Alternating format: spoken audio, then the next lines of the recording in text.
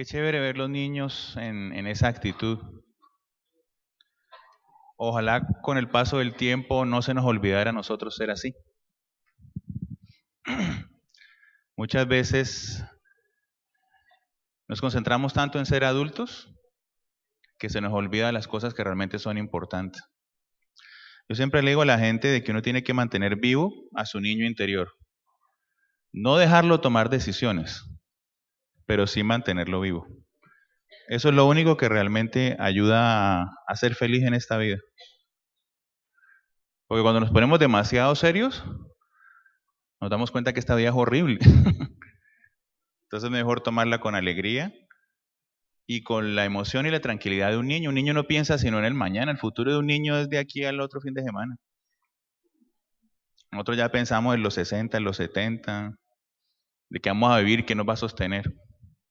Pero qué chévere y contagiémonos de ellos, aprovechemos del ejemplo que nos están dando. Como decía el pastor, seamos como niños. Seamos como niños, con respecto a la fe, ¿no? No a todo. Bien, hoy quiero que hablemos de algo que me parece muy importante. Y es algo curioso porque hemos estado bastante ocupados con lo de la construcción de la iglesia y esas cosas, y supervisando. Y para ser honesto, pues no me había quedado como mucho tiempo de sentarme y orar, porque uno antes de hacer una palabra no es solo coger un material o... Eso es una charla, eso se hace fácil. A mí alguien me dice, vea, hay que hablar de psicología de esto, yo hasta me puedo ir sin hablar, sin preparar mucho. O sea, esa herencia de la familia Aracena de bolear la lengua, eso sí está bien puesto y uno habla y habla y habla, pero cuando uno va a predicar, primero hay que orar, ponerse a paz con Dios, esperar que Dios te hable. Y Dios estaba como demorado. Entonces ya le estaba diciendo, Señor, ya, hoy es jueves. Y el Señor me llevó a un libro que es muy interesante y que pasamos por alto, el libro de Jonás. ¿Quiénes conocen la historia de Jonás? Hasta hay una canción, no creo que ustedes la conozcan, la cantamos mucho en Chile, decía, Jonás no le hizo caso a la palabra de Dios, no sé si la conocen. Y es un libro que a veces pasa por alto, y hoy vamos a mirar algo de eso. Entonces quiero que busquemos Jonás, capítulo 1, en el Antiguo Testamento, y vamos a leer del 1 al 17. Jonás, capítulo 1.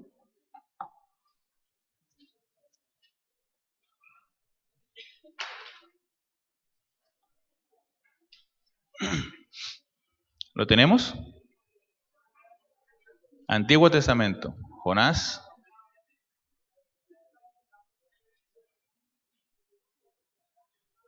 ¿Lo tenemos? Entonces vamos a leerlo de manera alternada. Yo leo un versículo y ustedes leen el que sigue. Jonás capítulo 1. Dice el Señor en su palabra. Vino palabra de Jehová a Jonás, hijo de Amitai, diciendo: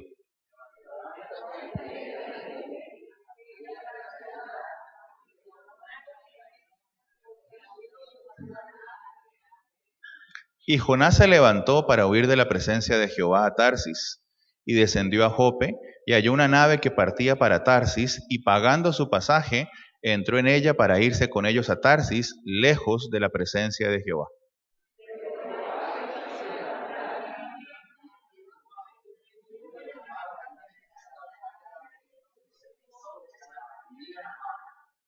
Y los marineros tuvieron miedo, y cada uno clamaba a su Dios, y echaron al mar los enseres que había en la nave, para descargarla de ellos. Pero Jonás había bajado al interior de la nave, y se había echado a dormir.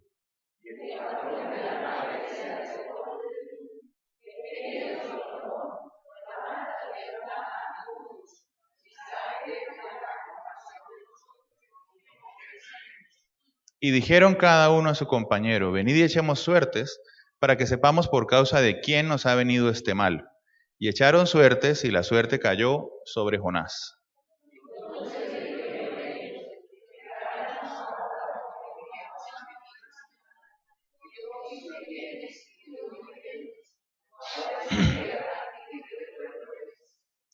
Y él respondió, soy hebreo, y temo a Jehová, Dios de los cielos, que hizo el mar y la tierra.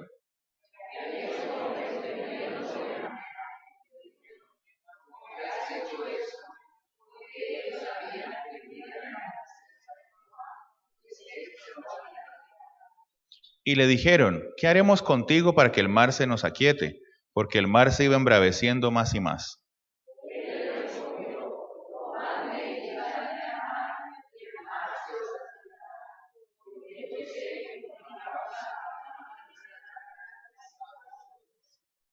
Y aquellos hombres trabajaron para hacer volver la nave a tierra, mas no pudieron, porque el mar se iba embraveciendo más y más contra ellos.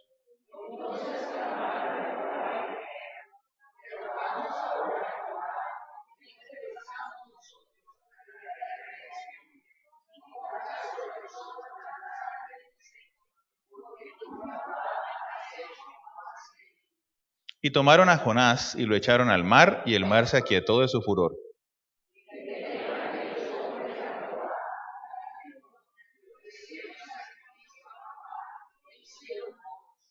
Pero Jehová tenía preparado un gran pez que tragase a Jonás, y estuvo Jonás en el vientre del pez 3 días y 3 noches. Que el Señor bendiga su palabra. La historia de Jonás está en 4 capítulos, luego usted lo puede leer en su casa, es un libro bastante corto, se lee muy rápido, y es como una película. El llamado que hace Dios sobre Jonás, Jonás desobedeciendo, luego Jonás obedece a regañadientes, luego el Señor cambia su actitud con respecto a Nínive, y luego Jonás sigue molesto con Dios, y hay una gran conclusión. Hay varias cosas para decir. Primero, la historia central en el libro de Jonás no es el gran pez, que aparece 4 veces en los 4 capítulos, o la ciudad, que aparece 9 veces, o el mismo Jonás, que se menciona 18 veces. El tema central es Dios y la maravillosa gracia salvadora, que aparece 38 veces en los 4 capítulos del libro de Jonás. Hay algunas personas que dicen que este libro es una alegoría, o sea, que es una fábula o una historia. Sin embargo, la Biblia es clara, es una historia real de uno de los profetas.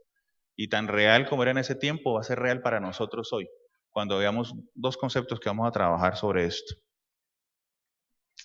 ¿A quién se le pareció Jonás?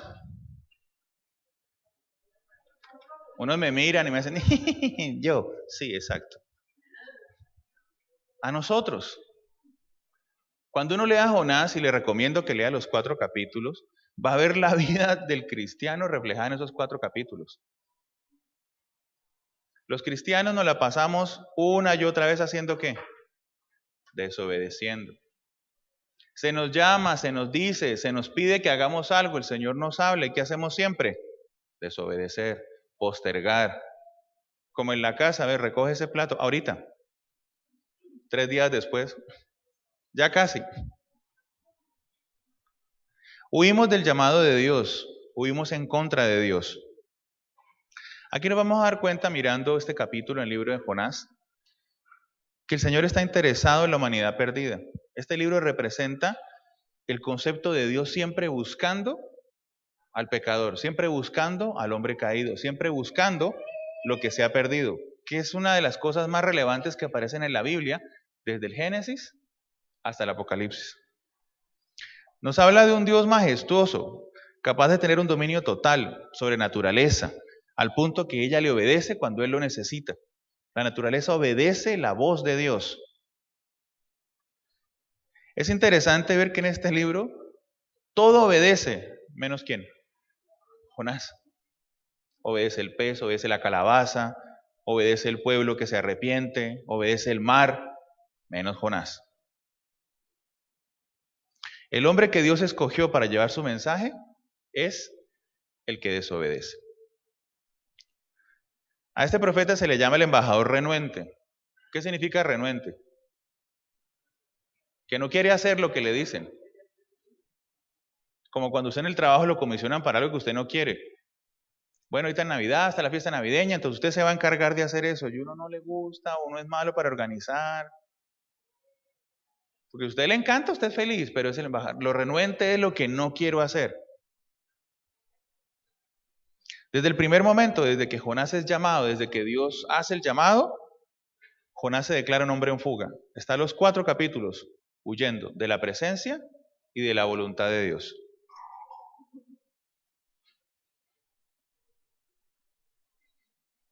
El corazón de esta profecía, el corazón de este libro, lo que este libro nos quiere enseñar, es ver cómo una ciudad iba a ser destruida, pero por la misericordia divina fue perdonada. Por eso les preguntaba si conocían la historia de Jonás, porque pues no podemos leer los 4 capítulos. Entonces un pequeño resumen: Jonás es llamado, Jonás huye, cae en el pez, ora, se arrepiente, el pez lo vomita en la playa, él va a Nínive obedeciendo al Señor, les dice que van a ser destruidos porque han desobedecido y no han hecho las cosas correctas delante de Dios. Pero a diferencia de lo que se piensa, la gente en Nínive se arrepintió, se dolió, se tocó. Y desde la persona más humilde de la ciudad hasta el rey hicieron ayuno, hicieron cilicio, oración, clamando por la misericordia de Dios. Y Dios perdonó a la ciudad. Sin embargo, esto en vez de alegrar a Jonás, ¿qué le causó? Más molestia. Porque Jonás quería que la ciudad fuera destruida. O sea, quería que el poder de Dios actuara sobre eso. Esa es más o menos la historia de Jonás, para que la tengamos clara. Entonces, lo importante, y quiero que lo tenga presente, es una ciudad iba a ser destruida y fue salvada por la misericordia de Dios. El tema es la salvación del no creyente, la salvación de las personas que están ahí esperando que lleguemos a ellas. Y hay 2 palabras en este primer capítulo que leímos, que somos las que vamos a ver hoy, que son 2 palabras que nos van a marcar y nos van a mostrar qué es lo que nosotros tenemos que hacer y por qué hay que hacerlo. Levántate, pregona. Acuérdense de eso. Y pregona. Está en el capítulo 1, el versículo 1. Primer punto, hay una palabra que viene de Dios para ser anunciada. Cuando leemos el capítulo 1, lo primero que vemos que es: vino palabra de Jehová a Jonás. Cuando la palabra de Dios llega, es cuando hay salvación. Lo sabemos todos. Si la palabra de Dios no llega a tu vida, si la palabra de Dios no hace algo en tu vida no tiene sentido y no tiene futuro. Tú puedes llenarte de buenas obras, puedes llenarte de cosas, ayudar, ofrendar, acompañar en los ministerios, pero si la palabra de Dios no ha tocado tu vida, nada pasa. ¿Fue claro? Nada pasa. Si la gente va a apropiarse de la salvación, la gente a la que le vamos a hablar o la que le vamos a llegar, es indispensable que escuche el mensaje. Es indispensable que la palabra llegue a ellos. La proclamación del Evangelio requiere mensajeros y por eso el Señor también comisiona a sus portavoces, que somos nosotros. Cuando tú recibes a Jesús en tu corazón, cuando Dios a través de su palabra llega a ti, no es solamente una boleta que te da para entrar a un espectáculo. Bienvenido a la Nueva Jerusalén, siéntese, ya vamos a comenzar. Cuando llegue el arrebatamiento, comienza la función. Porque a veces nos sentimos así, como que, ya conseguimos una boleta especial, una boleta que nadie más tiene. Eso es una parte. Pero realmente la entrada es, yo diría que, sí, un ejército, pero no tan duro, pero sí es entrar a un sitio donde hay unas funciones y unas cosas para hacer. Yo les hablaba, no me acuerdo, pero fue en este año, hace un mes o 2 meses, que tuve la palabra sobre el siervo, que el siervo tiene que servir. Y si el siervo no sirve, entonces, ¿para qué está? Nosotros somos siervos, no solo somos creyentes. Ya ese tiempo ya pasó, nosotros somos siervos y el siervo tiene un servicio, tiene un oficio. En este caso, el Señor seleccionó a Jonás. El texto dice: vino palabra de Dios a Jonás para que fuera a Nínive. ¿Cuál es la importancia de que la palabra venga de Dios? Y esto es muy importante. La palabra de Dios tiene poder para crear y transformar. Y no sé si está claro, pero yo le pregunto, ¿qué es la palabra? ¿Qué es la palabra? La tienen sobre sus piernas. ¿Qué es la palabra? La Biblia. La Biblia es la palabra de Dios. Y más importante aún, ¿quién es la palabra? Jesús. Cuando aquel libro dice: vino a Jonás palabra de Jehová, vino a Jonás la salvación, vino la palabra, vino la obra de Jesús, la obra redentora, que es la única que salva. En el Antiguo Testamento, a través de los profetas, y en el Nuevo, a través de una entrega personal y a través de la obra redentora de Cristo en la cruz. ¿Sí vio por qué es tan importante? La palabra es Jesús, como el Espíritu Santo que le decía yo a los que estamos haciendo el nivel 3. Por eso es poderoso. Es el Espíritu de Cristo. La palabra es Jesús. La Biblia dice que Jesús es la palabra, que es la vida.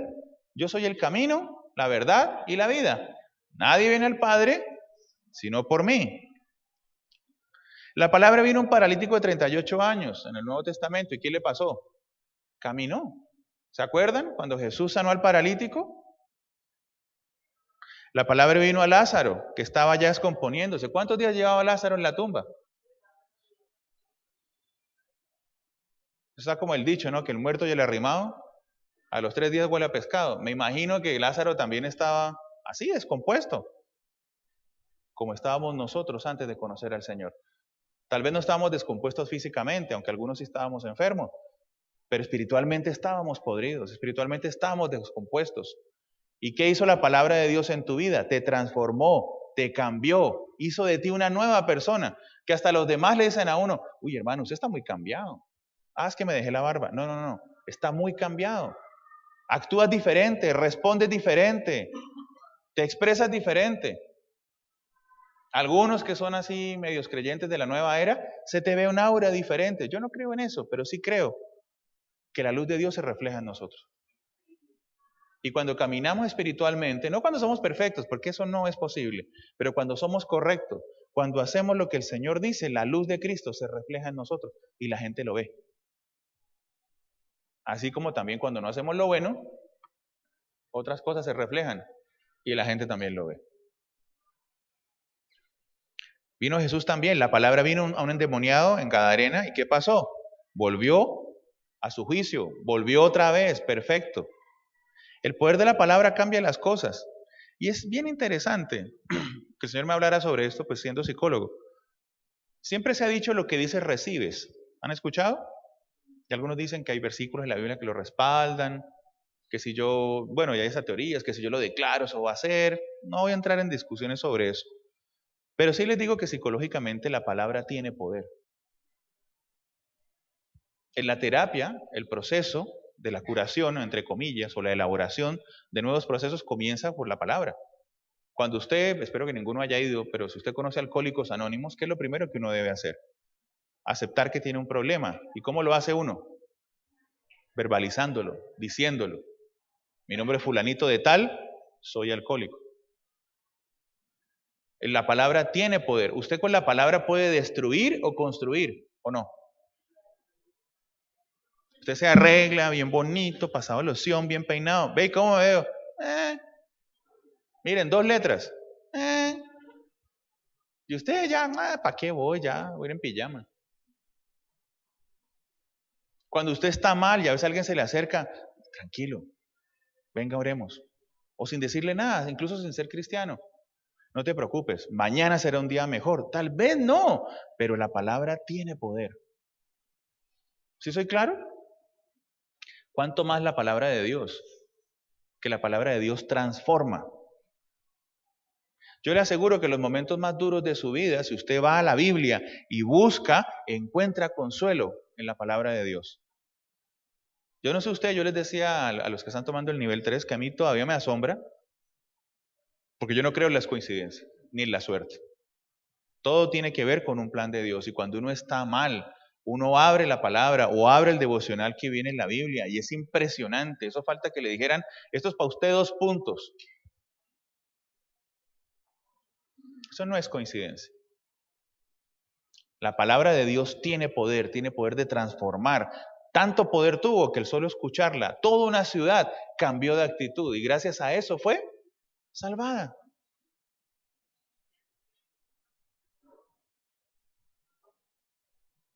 La razón por la que Dios nos llama a levantarnos, como llamó a Jonás, es porque tiene un plan maravilloso para nosotros y para los que nos van a oír.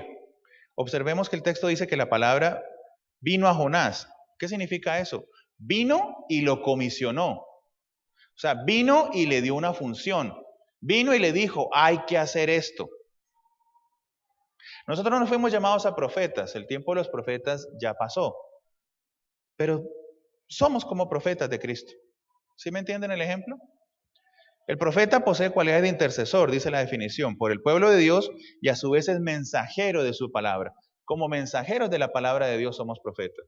No para adivinación o traer profecía o decirle a una iglesia, mañana va a pasar esto. Lo que Dios tenía que decir, ya lo dijo. ¿Y dónde está eso? En la palabra. Alguien me decía alguna vez, y yo creo que los varones se acuerdan, no, lo que pasa es que el Señor sigue hablando y sigue mandando cosas. Pues, ¿cómo crees tú que toda la voluntad de Dios va a estar en ese librito? Y yo lo que mirando le dije, pues hermano, es que porque ese librito es la Biblia. Si algún día yo escribo una novela o alguna cosa, o escribo un libro de psicología, seguramente se me olvidarán cosas o me tocará escribir otro para contradecir lo que dije antes porque no era cierto. Porque uno es un ser humano. La palabra de Dios es perfecta. Y lo que necesitaba estar escrito para todos nosotros del principio al fin, está ahí. Solamente mire esto, ¿cuántas veces los que llevan aquí 10, 20 o 25 años con la iglesia han escuchado a los predicadores y hemos repetido versículos, hemos visto capítulos y el Señor nunca habla lo mismo a través de un mismo capítulo? ¿O soy yo nomás el que lo ha visto? O sea, ¿cómo es eso posible?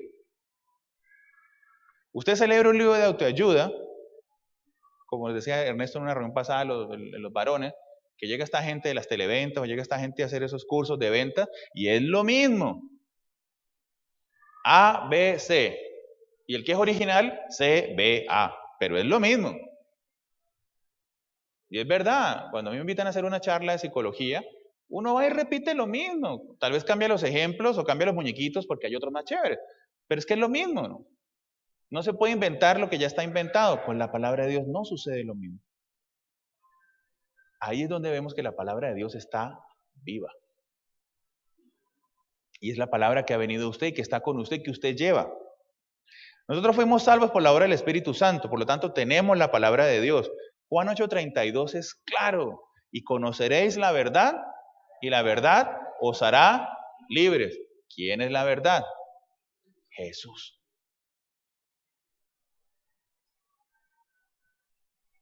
No se trata de esperar a que la palabra venga, la palabra ya está, a diferencia de Jonás, ya nosotros tenemos la palabra, está en nuestros corazones y tenemos una copia sobre las piernas o en las manos. A mí me impresiona, por ejemplo, siempre la tecnología a mí me gusta mucho. Antes uno tenía que cargar 3 o 4 Biblias, que las tengo en la oficina, la MacArthur, esta. El pastor tiene un montón de Biblias. Y ahorita uno en el celular puede cargar 20 versiones. Estamos esperando a que saque las concordancias gratis y ya ahí sí quedamos perfectos. Que uno puede, por mover un botoncito, por cambiar algo, encontrar una versión diferente que ayude a explicar o hablar. La palabra tiene poder y está viva. No hay que esperar que la palabra venga, ya está, ya le tenemos. Hagamos el trabajo como mensajeros. Una de las cosas que enseña el libro de Jonás, porque son muchísimas, es el trabajo que tenemos como cristianos. Somos mensajeros de la palabra, no somos solo depositarios de la palabra. ¿Qué es un depositario? El que la tiene. Pues alguien viene y le cuenta un secreto. Vea, fulanita de tal. Pero no le puede decir a nadie, listo, yo lo guardo, depositario. No lo va a guardar, se le va a salir, pero usted lo va a intentar, o sea. Y es chistoso porque uno pone cara de chisme, ¿no? Cuando uno sabe algo. ¿Qué más? O sea, como pregúntame, es que uno siente así que se le va a salir. El mensajero es el que es comisionado. Mire, esto está, vaya y repítalo, vaya y dígalo, no se lo guarde. Miren que es bien gracioso. Hay una orden para pregonar que está en el versículo 2, en la segunda parte del 2. Levántate, ve y pregona, ¿cierto? Devolvámonos. En el mismo capítulo 1, versículo 2. Levántate y ve a Nínive, gran ciudad, y pregona contra ella, porque ha subido su maldad contra mí. ¿Qué significa la palabra pregonar?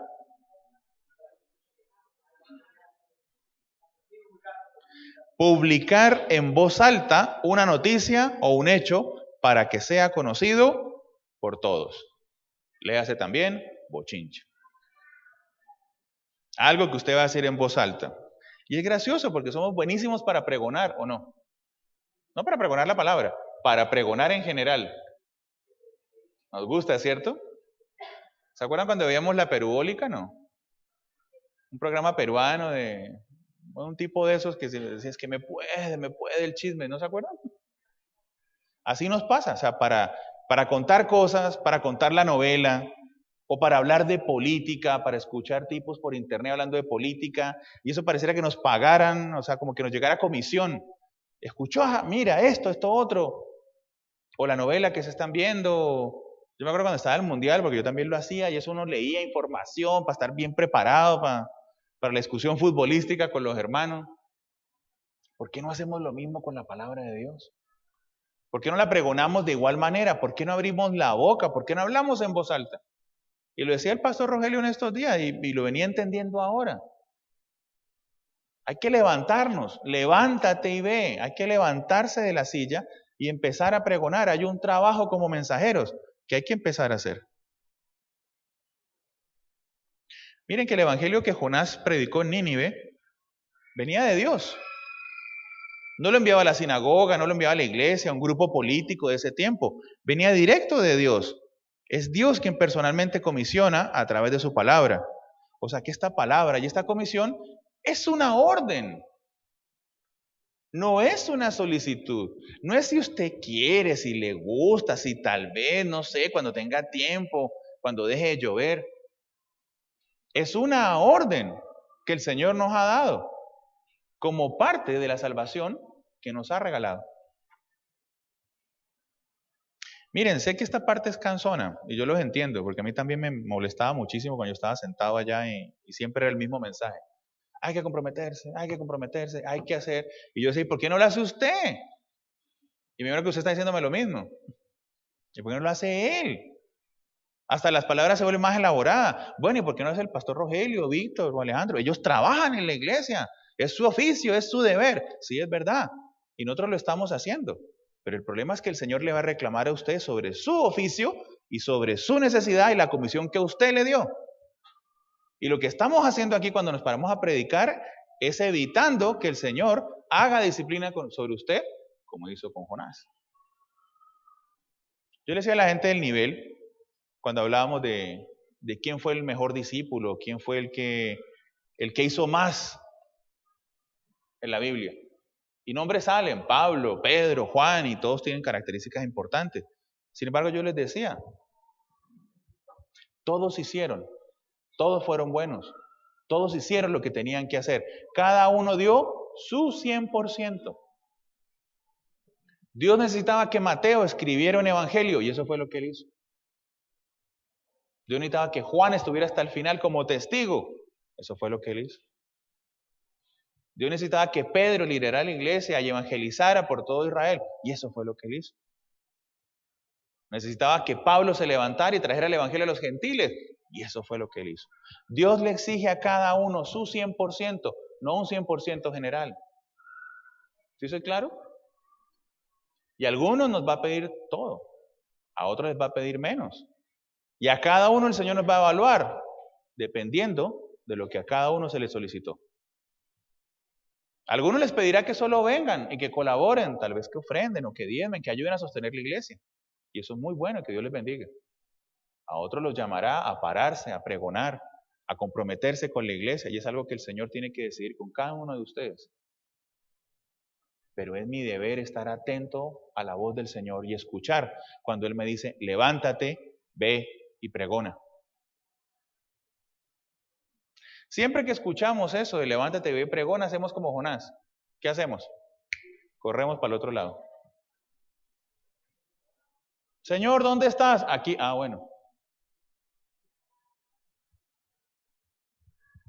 Porque sabemos muy bien, yo le aseguro que cada uno de ustedes sabe si está o no está dando su 100%.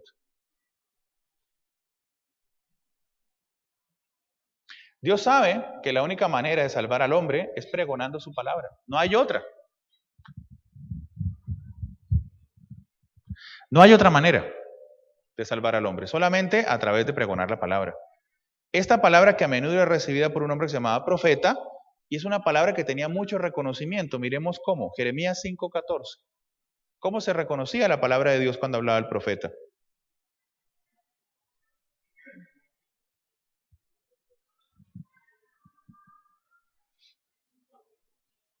Jeremías 5:14. Se lo voy a leer. Por tanto, así ha dicho Jehová, Dios de los ejércitos, porque dijeron esta palabra, he aquí yo pongo mis palabras en tu boca por fuego, y a este pueblo por leña, y los consumirá. La palabra del Señor es fuego en la boca. Muévase un poquito más adelante, Jeremías 23:29.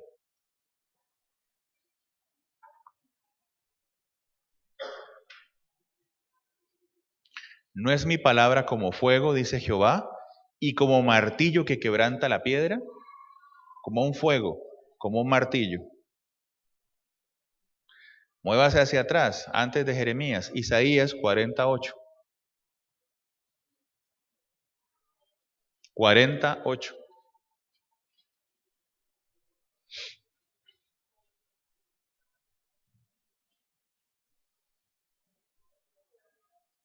Y lo que hace única esa palabra es que es eterna. Secase la hierba, marchitase la flor, mas la palabra de Dios nuestro permanece para siempre. Ahí mismo en Isaías, un poquito más adelante, Isaías 55:11.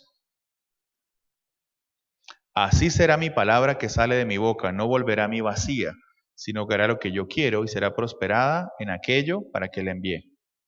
No vuelve vacía la palabra de Dios. Y en el Nuevo Testamento, este se lo voy a leer, Mateo 28, 19 al 20, que lo debemos conocer. Por tanto, id y haced discípulos a todas las naciones, bautizándolos en el nombre del Padre, del Hijo y del Espíritu Santo, enseñándoles que guarden todas las cosas que os he mandado. Y aquí yo estoy con vosotros todos los días, hasta el fin del mundo.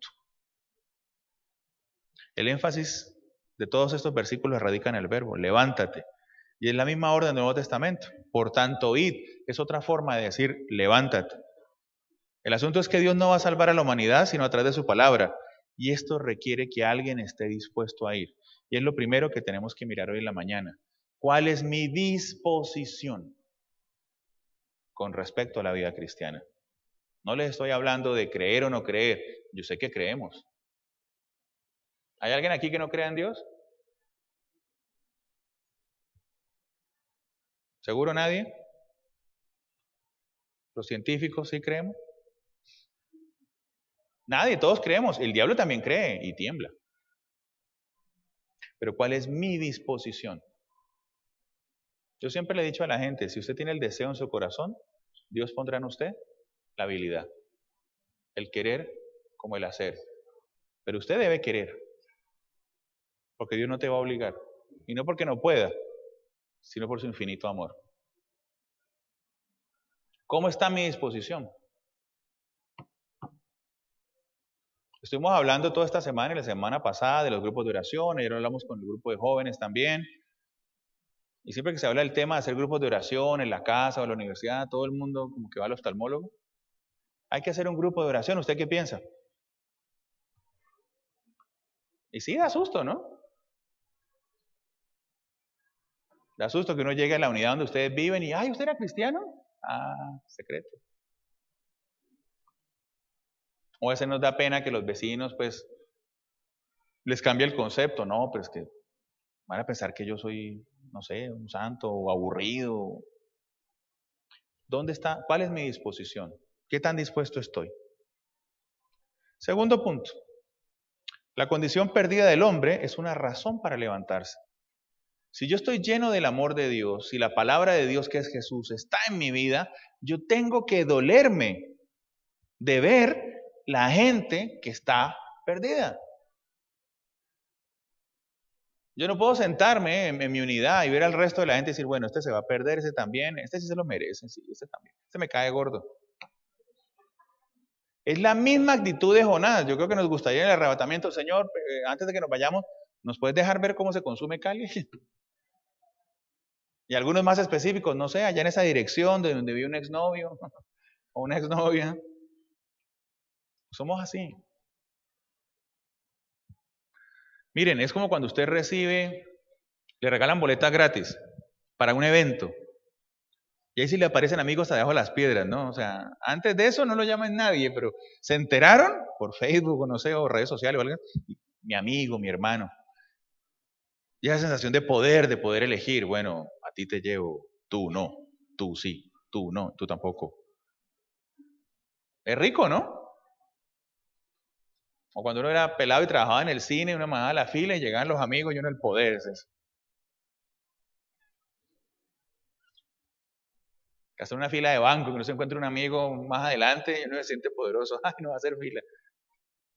Lo mismo pasa a veces con la vida cristiana. Creemos que estamos comisionados para elegir quién se salve y quién no. No, a este no le va a decir nada. A este sí. Venga, oremos por este o visitemos a este. No, este no. Que siga su vida solo.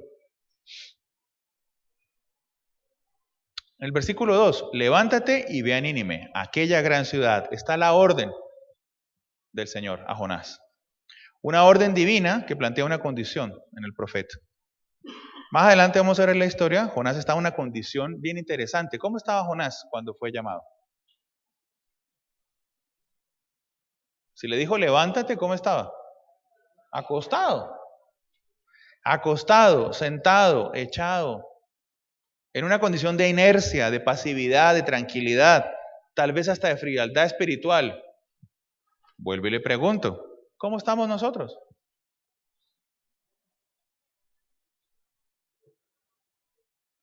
A veces espiritualmente estamos igual que Jonás. Venimos a la iglesia. Algunos piensan que las bendiciones de Dios se ganan con asistencia. Entonces vengo, saludo al pastor para que me vea. Pastor, ven aquí. Me siento. A veces uno los ve aquí desde el púlpito. A mí los que me asustan son los que uno no sabe si es gloria a Dios o se va a desnucar.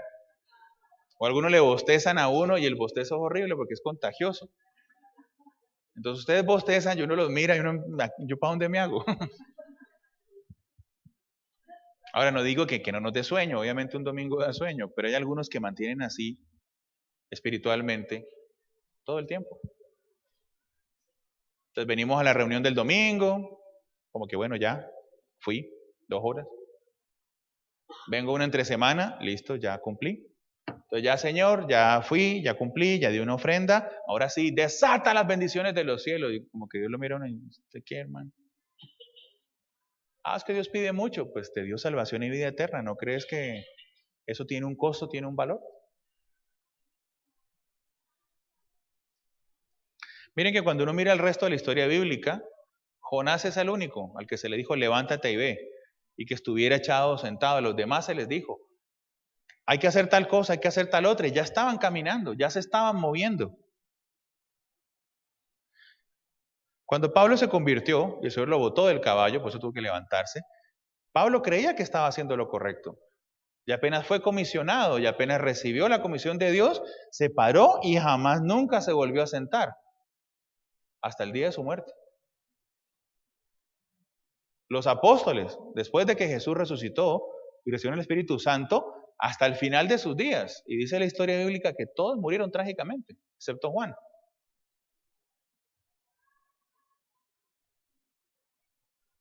Miren que si comparamos a Jonás y a Pablo, viendo una parte de sus vidas en que los dos estuvieron montados en un barco, hay una conclusión bien interesante. La historia de Pablo la pueden leer en su casa, está en Hechos 27, cuando Pablo ya va a Roma. Y se monta en un barco y va para Roma y el barco también empieza a zozobrar, el mar está muy fuerte y todo el mundo se asusta. Alguna historia muy parecida. Sin embargo, Pablo se levanta y les dice, tranquilos, yo soy un siervo de Dios, yo temo a Jehová y Jehová me está llevando a Roma y me dijo que nadie va a perecer en esta barca. Y los tipos se quedaron, oye, ¿este man qué? ¿De los Avengers o qué? O sea, ¿qué? O sea, ¿cómo así que no va a pasar nada? Y el testimonio de Pablo aprovechó incluso de predicarles y de compartirles. ¿Cómo fue el caso de Jonás? Miren, Jonás en el barco fue una vergüenza. Es que Jonás mejor ni hubiera dicho que era profeta, hubiera dicho, no, yo soy satanista, o sea, me hubiera quedado mejor. Si ustedes miran, en Jonás 1:5, los marineros con Jonás, los marineros tuvieron miedo y cada uno clamaba a su Dios, porque no eran creyentes, y echaron al mar los enseres, pero igual eso no sirvió. ¿Y Jonás dónde estaba? Durmiendo. Con esa actitud de que pase lo que tenga que pasar. Pero yo no voy a hacer caso. Miren que es bien interesante que en la historia de Jonás está ese pedazo, ¿no? Cuando Jonás les dice, muchachos, yo sé que yo soy el morrocoy, yo sé que es por mí. Échenme al agua y verán que se salvan todos. Es como que no está escrito en la palabra, pero como que él tal vez le hubiera dicho, me voy a sacrificar por ustedes para salvarlos. No se confunda. Jonás era tan terco y tan rebelde que prefería que lo echaran al agua y morir, pero no hacer la voluntad de Dios. O sea, decirle a Dios, y ahora hoy me ahogo, igual no voy. ¿A quién se les parece? Siempre uno lee eso y dice, ay, mira, Jonás tan chévere, o sea, al final se va a sacar. No. Es como esa terquedad, es que si tú no vas a perder plata, pues la pierdo, pero no lo voy a hacer. Pero es que no, es que aquí muero en mi ley. De ese fue el orgullo. Y claro, lo tiraron al agua, él dijo, aquí se acabó, me muero, me condeno, o el Señor tiene misericordia, me regallará, pero igual no fui. Y Dios le dijo, nanas. Como Serpa le dijo, no. Y había un gran pres preparado y ahí estuvo 3 días. Y ahí fue que Jonás entendió, ¿esto me va a tocar hacerlo o esto se va a volver eterno? A veces el Señor tiene que hacer eso con nosotros. Y ya vamos a llegar allá. La maldad de los hombres sube hasta Dios, dice el segundo versículo. Y es bueno que usted conozca un poco. Nínive era la capital del imperio de Asiria. Una nación que le hizo mucho mal a los israelitas. Una nación que, o sea, habían estado en guerra y habían sido guerras muy violentas. Habían sido muy lastimados por los asirios. Hasta destruir la capital del reino del norte, Samaria, en el 722. Y llevar 10 tribus de israelitas a un cautiverio del cual nunca regresaron. Era una ciudad muy grande, como dicen en el libro, en el 3.3. Se habla de aquella gran ciudad. Una ciudad grande en extremo, una ciudad de 3 días de camino, una ciudad grande en pecado. Miren que así como Nínive, las grandes ciudades ¿de qué están llenas? De pecado, de cosas malas, de gente que ofende a Dios. No nos vayamos tan lejos. ¿Cómo está Cali? ¿A usted no le duele su ciudad? Los que ya tienen 80 y cuántos, o sea, que ya están grandes, y me incluyo. ¿Cómo era Cali hace 20 años, hace 25 años? ¿Cómo está ahora? ¿No le da susto salir a la calle? Yo no sé usted, pero yo llego a un semáforo y ya me asusto. Yo uno mira para todos lados y qué pena con los hermanos que andan en moto, pero uno ve a un tipo en moto y uno piensa lo peor ya, o sea, ¿te asusto o no? Antes no era así. Y el dolor de la ciudad nos debería tocar y nos debería motivar a hacer algo, porque los únicos que podemos hacer algo somos nosotros, en el nombre de Jesús. Alcaldes no van a arreglar la ciudad, políticos no van a arreglar la ciudad. Solamente, como en el caso de Nínive, si logramos que Nínive, o Cali, o Bogotá, o el país, o Colombia, se doble y se arrodille hacia la voluntad de Dios, es que vamos a ver un cambio verdadero. ¿O usted cree que los políticos nos van a arreglar esto? ¿Sí? Dios tuvo misericordia y se oró, y la persona que fue escogida, yo creo que es la voluntad de Dios, porque se oró para que se hiciera la voluntad de Dios, no para que uno u otro, que se hiciera la voluntad de Dios. Y la estamos esperando. Porque por encima de Dios no hay nada, no hay ni personas, ni hombres, no hay nada. Y la palabra de Dios es recta y derecha, y se hace porque se hace. Dios no tiene problemas conmigo, soy yo el que tiene problemas con Dios. Porque la voluntad de Dios es directa, es derecha total. Es uno el que se la pasa dándose cabezazos contra la pared por no caminar por donde tiene que caminar. Miren que la idolatría es el pecado más desafiante delante de Dios. Y la idolatría no es solamente hacer un culto a ídolos o levantar maderas, poner un muñeco, no. La idolatría tiene que ver con lo que yo pongo en mi corazón como prioridad. Dios es celoso y no le gusta cuando no lo ponemos de primero. Muchos de nosotros, nuestro verdadero Dios, ¿qué es? El dinero, el trabajo, Las fiestas en exceso, porque no es que tener una fiesta de vez en cuando sea malo, los excesos. Nada puede estar por encima ni delante de Dios. El primer mandamiento es muy claro, ¿se acuerdan? Amarás al Señor tu Dios y no pondrás, pues se me olvidó, bueno, no harás cosas para adorar ni pondrás ídolos delante de mí. Para Dios era mucho más fácil destruir a Nínive, ¿o no? Como cuando destruyó a Sodoma y Gomorra. ¿No creen que para Dios sería más fácil, en vez de perder el tiempo con todos nosotros, como cuando uno hace un dibujo y no le sale bien, uno qué hace? Que Dios dijera lo mismo. No, esto no me salió, me quedó muy gordo.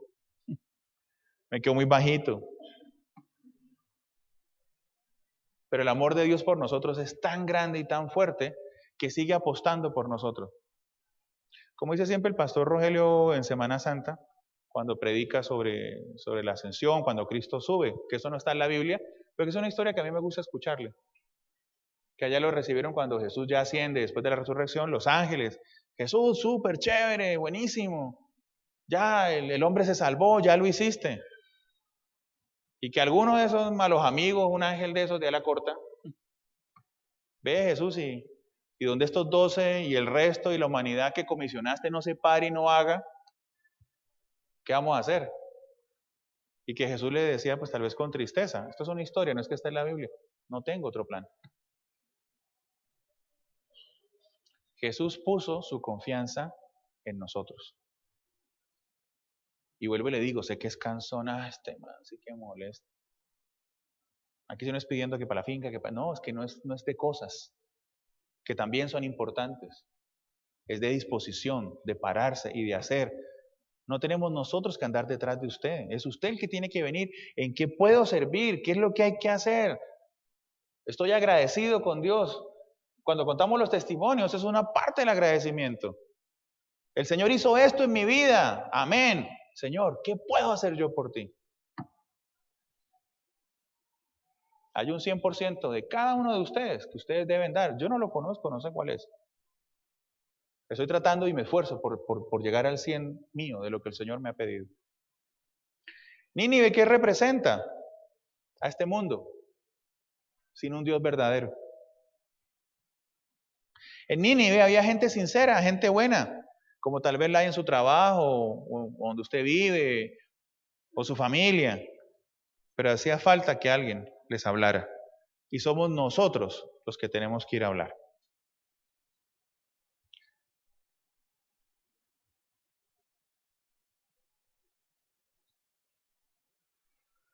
Tercer punto, y ya vamos acabando, que ya hasta a mí me está dando sueño. No, mentira. Cuando se rechaza la tarea, se rechazan los planes de Dios. Cuando igual que Jonás, yo me voy para el otro lado, cuando igual que Jonás yo no quiero hacer a lo que fui llamado, estoy rechazando el plan de Dios. En el versículo 3, y Jonás se levantó para huir.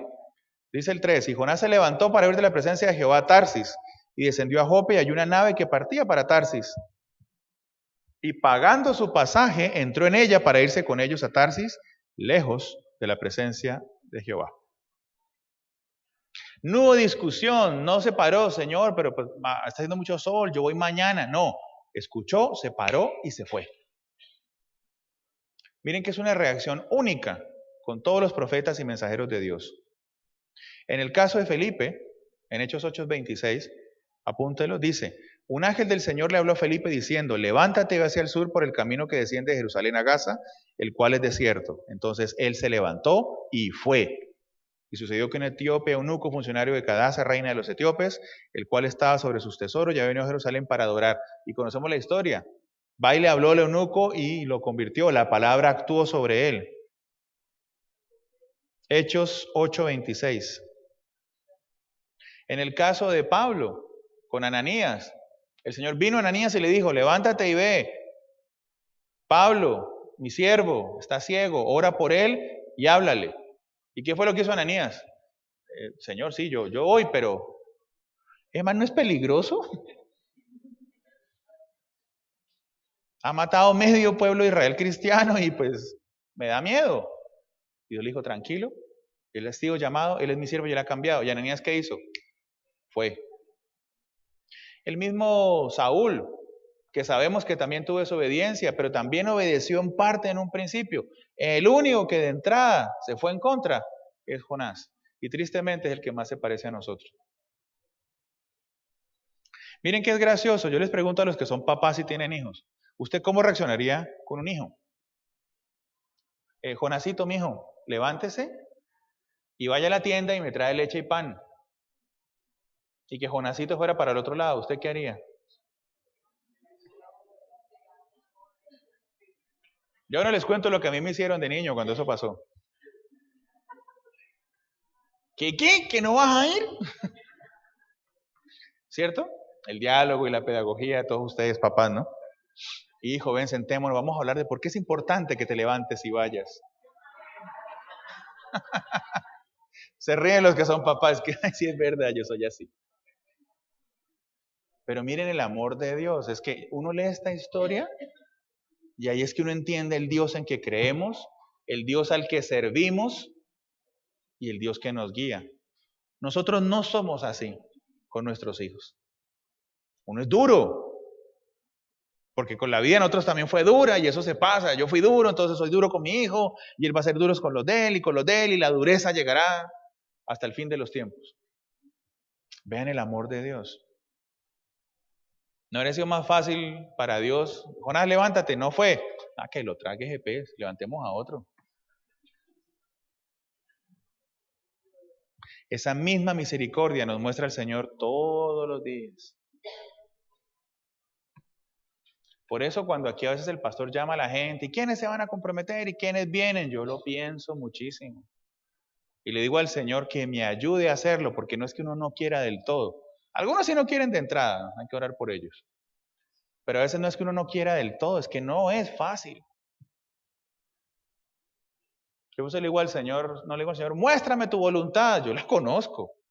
Ayúdame, Señor, a cumplir tu voluntad. Ayúdame, Señor, porque no es fácil. Como decía David en el Salmo 119, que no se sabe si fue de David o fue de otro, eso está en duda. Cuando hablaba del Señor, llévame, tómame, guíame, enséñame. Él está diciendo, yo solo no soy capaz. Yo solo no puedo. Por eso les digo, lo único que usted debe tener para que la voluntad y la palabra de Dios se manifieste en su vida es disposición. Ni siquiera es compromiso, que es la palabra que más nos gusta en el grupo de varones. Que nos falta compromiso, sí es verdad. Pero hay que tener disposición. Dar el primer paso. Como nos predicaban alguna vez, el mar rojo no se abrió hasta que Moisés puso su pie en el agua. Y no es que Moisés haya abierto el mar rojo. El poder de Dios se manifestó en él cuando en un acto de fe él dio el primer paso.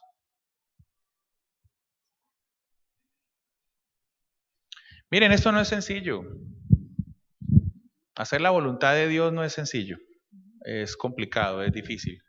Y conforme el tiempo pasa, conforme la vida cristiana caminamos más, son más las cosas que nos tocan hacer. Yo hoy quiero que el Señor nos toque y nos lleve y nos mueva para saber cuál es el oficio para el que hemos sido llamados. Yo le aseguro a usted que el Señor ya a usted le ha dicho, levántate. Ya usted lo ha escuchado, pero nos hacemos los sordos. Como en esas películas de dibujos animados que uno sentía la voz del angelito. No hagas eso, yo. Ya el Señor nos ha tocado, ya nos ha dicho. Pero nos da miedo. Tal vez a diferencia de Jonás, no estamos molestos o no queremos simplemente no ir porque nos cae mal la gente de Nínive. Ellos tenían mucho problema entre ellos. Simplemente nos da miedo, nos da susto. A veces tenemos miedo de no poderlo hacer. A veces pensamos, o el diablo pone en nuestras mentes, que no somos capaces, que no tenemos la capacidad o que nos falta preparación. A mí me da risa, es que uno los escucha mucho. No, es que todavía no, me falta prepararme, ya tiene como nivel 20. Ya discute en arameo y en griego con el pastor y todavía se está preparando. O sea, ya estamos preparados. ¿Cuánta preparación tenían los discípulos? Estuvieron 3 años con Jesús, 3 años viendo nivel 1. 3 años viendo nivel 1. O sea que usted hizo el nivel 2, usted ya está más preparado que los discípulos. El Señor nos está llamando y nos está diciendo, levántate, ve y pregona. Miren que la orden es clara. Todo lo demás que hagamos es válido. Hay que hacer ministerio social, hay que hacer cosas positivas, hay que ser bueno, hay que tratar de ayudar a los pobres, hay que colaborar con la iglesia. Pero la orden principal es, levántate, ve y pregona. Y es lo que esta iglesia va a empezar a hacer, o que ya está haciendo. Entonces la pregunta hoy, ¿usted se va a subir a la barca para irse al otro lado? ¿O se va a subir a la barca de esta iglesia y de la iglesia de Cristo y vamos a ir a Nínive? A hacer lo que hay que hacer, a hablar lo que hay que hablar, a pregonar de lo que hay que hacer. La respuesta está en usted. No es algo que deba decir en voz alta, es algo que tiene que contestarle al Señor. Y yo espero que la respuesta sea positiva. Porque hay muchas cosas que se van a hacer y hay cosas que vamos a hacer en esta iglesia. Y el Señor va a tocar esta iglesia. Llevamos mucho tiempo ya cómodos. Pasa que desde pusimos el aire, se nos olvidó que la vida cristiana debe ser un sacrificio. Y hay cosas que hay que hacer y vamos por los grupos de oración y vamos por los ministerios y vamos a crecer. No para llenar esta iglesia de gente, para llenar la Nueva Jerusalén de gente que el Señor haya permitido que nosotros llevemos a sus pies. Póngase de pie, vamos a orar.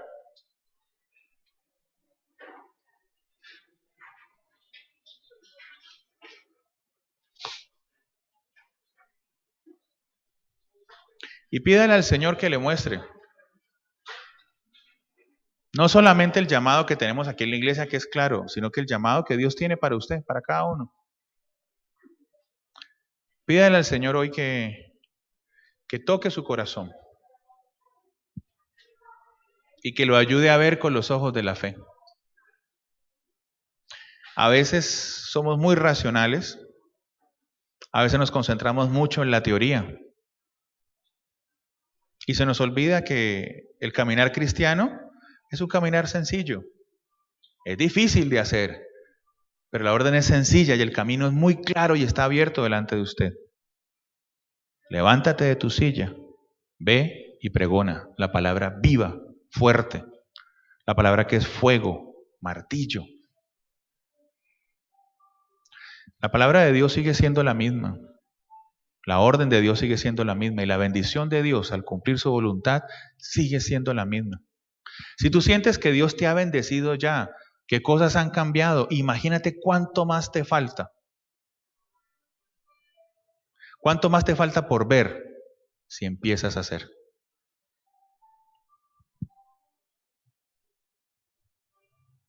Acérquese en este tiempo a los líderes de la iglesia y pregunte, ¿en qué puedo servir? ¿Qué hay para hacer? Ofrezca su casa. Vea, está mi casa, quiero hacer un grupo de oración. Ayúdenme, claro que sí. Para los jóvenes, ve, quisiera hacer un grupo de oración en la universidad. Claro, hagámoslo. O tengo 2 amigos con los que me gustaría que hablemos. Vamos.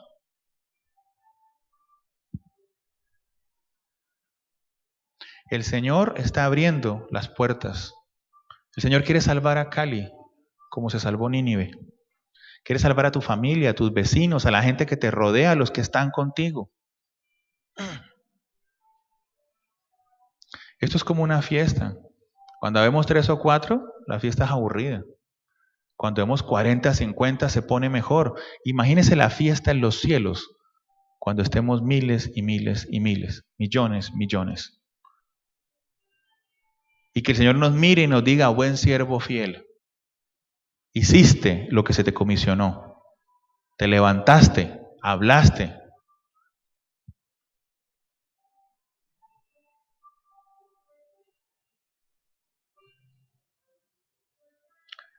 No se mire usted mismo como una persona que no es capaz. Lo único que tiene que haber en su corazón es disposición. Si usted tiene el deseo en su corazón, si usted tiene la disposición en su corazón, Dios pondrá en usted la habilidad. El Señor nos llama hoy, no a un cambio, porque ya estamos cambiados. Nos llama a volver a mirar hacia el frente, puesto los ojos en Jesús, y empezar. Levántese, es lo primero que hay que hacer, levántese. Bendito Padre de la gloria, gracias Señor en esta mañana porque nos hemos levantado físicamente, pero también hemos levantado nuestro corazón. Padre, yo te doy gracias por todos estos mis hermanos y por mi propia vida, porque sabes Dios que hay un deseo en nuestro corazón de hacer tu voluntad. Padre, te queremos pedir perdón porque hemos sido pasivos. Te queremos pedir perdón porque hemos escuchado tu voz, pero hemos preferido sentarnos. Hemos huido igual que Jonás hacia el lado contrario de donde está tu palabra. Y aunque hemos hecho cosas por la iglesia y hemos colaborado, sabemos que el llamado fuerte y grande que tú nos has hecho nos asusta. Pero queremos hoy pedirte, Dios, que nos ayudes a cumplir tu voluntad. Que nos tomes de la mano y nos lleves por el camino que debemos ir. Padre, toma nuestras vidas hoy y permítenos ir a la ciudad y permítenos ir donde las personas, permítenos que tu palabra viva se manifieste en nosotros y que ese poder transforme otras vidas como nuestras propias vidas han sido transformadas. Gracias, Señor, en especial por los niños, por ese amor que tienen hacia ti, Padre. Bendícelos grandemente y hincha sus corazones con tu Espíritu Santo. Que nunca, nunca se olviden por donde ellos están caminando y que nos ayuden a nosotros, los adultos, a caminar con ellos. Gracias por este tiempo, gracias por esta iglesia, por lo que vas a hacer con nosotros. Y permítenos, Señor, ser siervos diligentes, levantados con el corazón hacia arriba. En el nombre de Jesús. En el poder del Espíritu Santo. Amén y amén. Que el Señor nos bendiga a todos.